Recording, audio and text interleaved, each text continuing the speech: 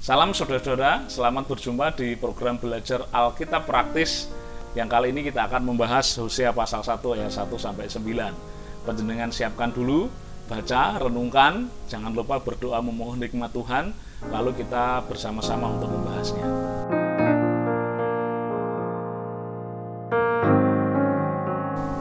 Kalau panjenengan baca Hosea pasal 1 ayat 2, Tuhan berkata begini kepada Hosea, "Pergilah, kawinilah seorang perempuan sundal dan peranakkanlah anak-anak sundal, karena negeri ini bersundal hebat dengan membelakangi Tuhan." Nah, saudara, ini nampaknya Tuhan ini bercandanya kok kelewatan loh. Lah gimana nggak kelewatan? Masa Nabi disuruh mengawini seorang perempuan sundal?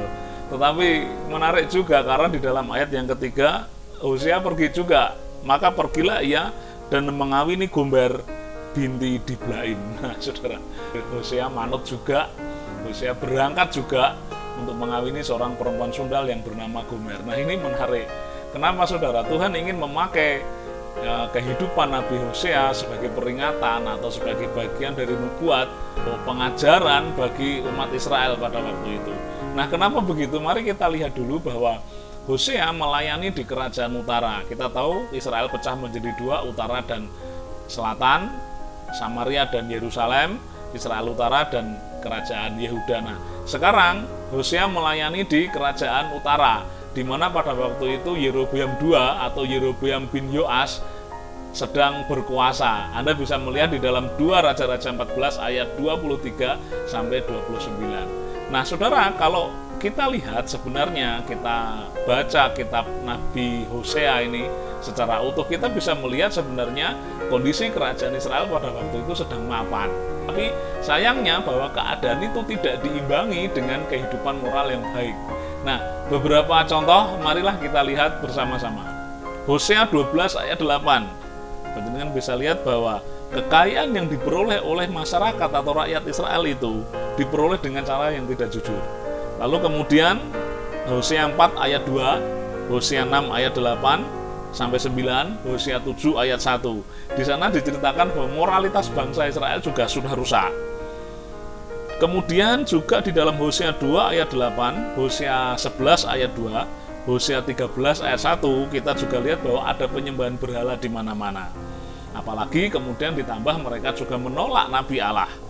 Hosea 9 ayat yang ke-7. Nah, saudara, maka kita sudah bisa melihat di dalam ayat yang kedua bagian B, kenapa Allah berkata kepada Hosea, "Pergilah kawinlah seorang perempuan sundal." Kenapa?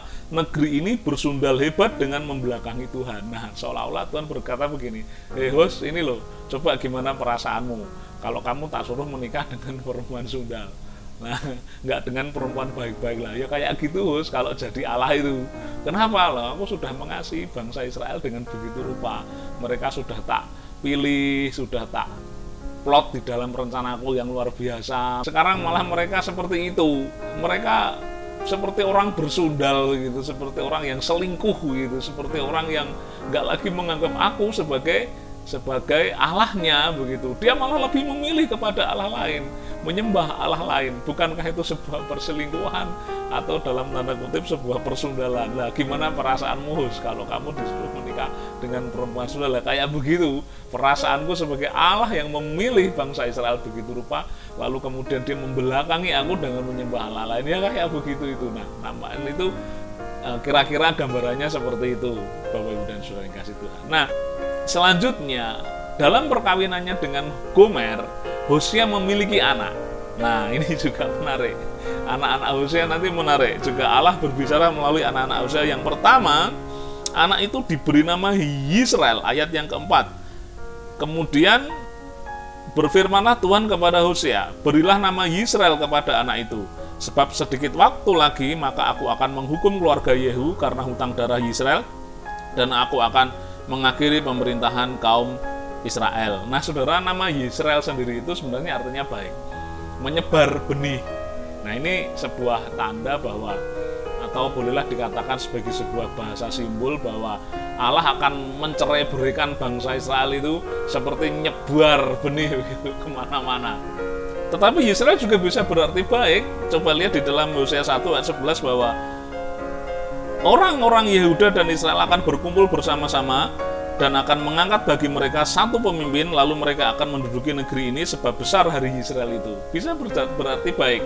Artinya memang begini, Allah akan mencerai-beraikan mereka, tetapi ada titik di mana ketika mereka bertobat, mereka akan dikumpulkan kembali untuk pemulihan. Kira-kira begitu garis besarnya. Nah, saudara, Israel juga menjadi sebuah momentum yang mengerikan, di mana di sana sudah dikatakan di dalam ayat yang keempat dan kelima bahwa di sana akan ada pertumpahan darah. Bagaimana Ahab dan Isebel dibunuh oleh keturunan Yehu. Nah, lalu kemudian anak Hosea yang kedua, tadi anak pertama ya diberi nama Yisrael. Anak yang kedua menarik sekali, lihat ayat yang ke-6. Lalu perempuan itu mengandung lagi dan melahirkan seorang anak perempuan. Berfirmanlah Tuhan kepada Hosea, berilah nama Lo-ruhama kepada anak itu, sebab aku tidak akan menyayangi lagi kaum Israel dan sama sekali tidak akan mengampuni mereka. Wah, menarik. Hosea, kamu punya anak yang kedua, adiknya Yisrael itu kasih nama Lo-ruhama. Lo-ruhama itu artinya tidak ada belas kasihan. Disuruh menamai anak kok nama yang tidak ada belas kasihan. Ini kan menarik. Saudara, ini adalah cara Tuhan untuk menegur bangsa Israel. Bahwa jika mereka tidak bertobat, mereka akan menerima hukuman. Lo-ruhama, tidak ada belas kasihan. Memang Lo-ruhama atau hukuman atau tidak ada belas kasihan itu belum terjadi waktu itu. Nah, kapan itu terjadi? Pada waktu nanti bangsa Israel digerebek atau diinvasi oleh Asyur dan mereka habis oleh Asyur. Bagaimana dengan kerajaan Yehuda Selatan? Sama saja. Meskipun untuk sementara mereka bisa menghadang serbuan Asyur, tetapi ada titik di mana kemudian ketika Asyur menjadi lemah, Babel datang menginvasi Yehuda dan Yehuda masuk ke dalam pembuangan. Lo-ruhama, tidak ada belas kasihan kalau umat Allah tidak bertobat. Nah, saudara, belum selesai sampai di situ. Yisrael Lo-ruhama punya adik lagi, gitu, saudara. Tuhan berfirman kepada Hosea, berilah nama Lo-ami kepada anak itu, sebab kamu ini bukanlah umatku dan aku bukanlah Allahmu. Lah, Lo-ami, ini nama yang juga aneh. Kenapa? Lo-ami itu artinya kamu bukan umatku atau aku bukan Allahmu loh. Nama anak kok seperti itu. Nah, tetapi sekali lagi ini adalah cara Allah menegur bangsa Israel melalui Nabi Hosea. Kalau kamu tidak bertobat, kamu tidak akan lagi menjadi umatku. Nah, ini menarik juga karena di dalam ayat yang ke-8, sesudah menyapih Lo-ruhama. Nah, menyapih ini juga bahasa simbol. Dalam tradisi Ibrani waktu itu, anak-anak yang sudah berumur 3 tahun, mereka akan disapih. Disapih ini sebuah bahasa simbol bahwa Tuhan memberi waktu, Tuhan memberi kesempatan kepada bangsa Israel untuk bertobat, supaya tidak terjadi Lo-ruhama, saudara. Tetapi kalau mereka di dalam kesempatan yang diberikan Tuhan itu tidak bertobat juga, maka akan terjadi Lo-ami. Nah, itulah. Apa kamu bukan umatku atau aku bukan Allahmu. Nah, kira-kira seperti itu. Menarik ya, saudara. Anaknya Nabi Hosea ini dari Israel, Lo-ruhama ke Lo-ami ini ternyata mengandung kronologi hukuman dan peringatan kepada bangsa Israel melalui keluarga Nabi Hosea. Lalu apakah tidak ada pengharapan? Apakah Allah kemudian dalam tanda kutip sesadis atau sekejam itu terhadap bangsa pilihannya? Bagaimana dengan rencananya? Saudara, kita tahu bahwa Allah adalah Maha Pengasih. Rencana Allah tidak pernah gagal. Hanya kita manusia, umatnya saja yang kemudian tidak bisa hidup selaras dengan rencana Allah itu, sehingga kita kehilangan kemuliaan dari penggenapan rencana Allah yang luar biasa itu, saudara. Jadi drama Hosea itu sebenarnya memiliki happy ending, bukan sad ending.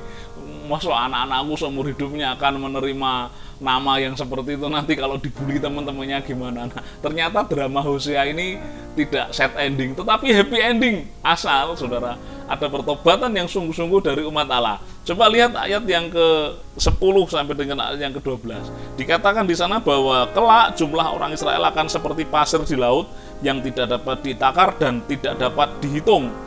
Dan di tempat di mana dikatakan kepada mereka, kami ini bukan umatku, akan dikatakan kepada mereka anak-anak Allah yang hidup. Nah, tadi sudah saya sampaikan bahwa Yisrael itu bisa berarti benih yang dicerai-beraikan, tetapi juga bisa berarti bahwa mereka sedang ditanam untuk kemudian kembali bersama-sama diikat di tempat yang bernama Yisrael itu.